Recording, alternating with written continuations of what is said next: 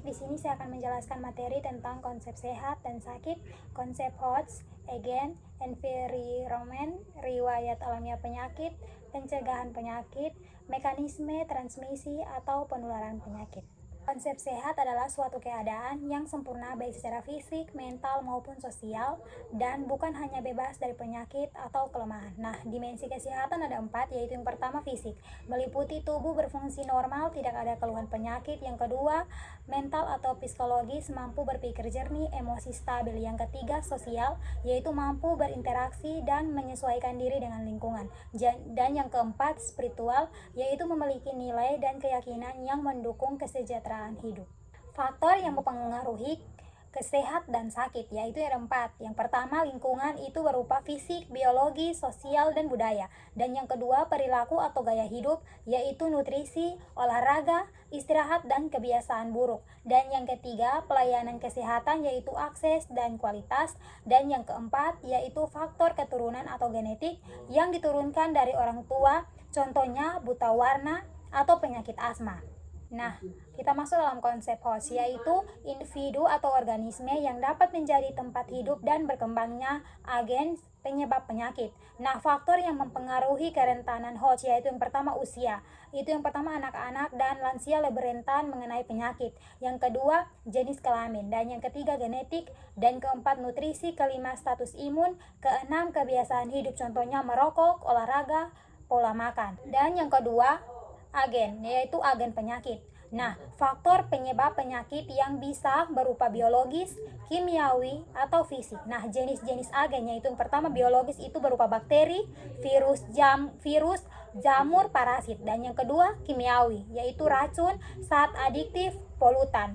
Dan yang ketiga fisik, yaitu trauma, radiasi, panas, dan dingin. Dan yang ketiga environment, yaitu lingkungan. Nah, faktor eksternal yang mempengaruhi interaksi antara host dan agen sehingga penyakit dapat muncul, yaitu faktor lingkungan berupa fisik. Itu contohnya iklim, suhu, kelembapan, kualitas udara atau air. Dan yang kedua biologis, yaitu keberadaan vektor, contohnya nyamuk, lalat, tikus, atau binatang lainnya. Yang ketiga, sosial ekonomi, yaitu kepadatan penduduk, pendidikan, pekerjaan, akses kesehatan. Contoh, daerah lembab yang mendukung pertumbuhan nyamuk yang menyebabkan penyakit DBD.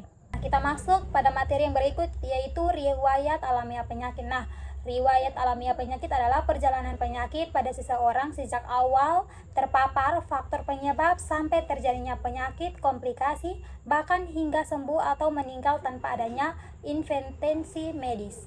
Dan yang berikutnya, tahapan riwayat alamiah penyakit. Nah, tahap pre-patogenesis atau sebelum penyakit. Nah, penyakit belum terjadi pada host, tapi faktor resiko sudah ada.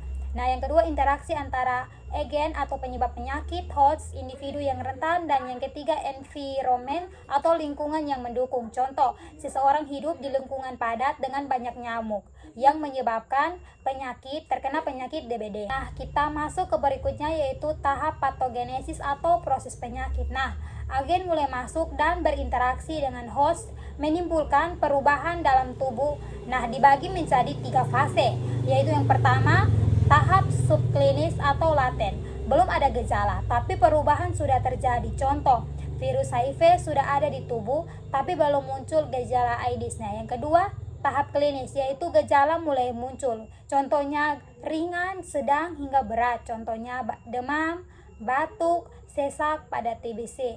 Yang ketiga, tahap hasil akhir. Nah, penyakit bisa berakhir dengan yang pertama bisa sembuh, yang kedua menjadi kronis, yang ketiga cacat, dan yang keempat kematian. Dan kita masuk pada materi yang keempat, yaitu mekanisme transmisi atau penularan penyakit. Nah, transmisi penyakit adalah cara perpindahan agen penyebab penyakit, yaitu virus, bakteri, parasit, atau jamur dari satu sumber manusia, hewan, lingkungan ke host atau inang yang rentan. Demikian materi yang saya sampaikan, semoga bermanfaat. Terima kasih.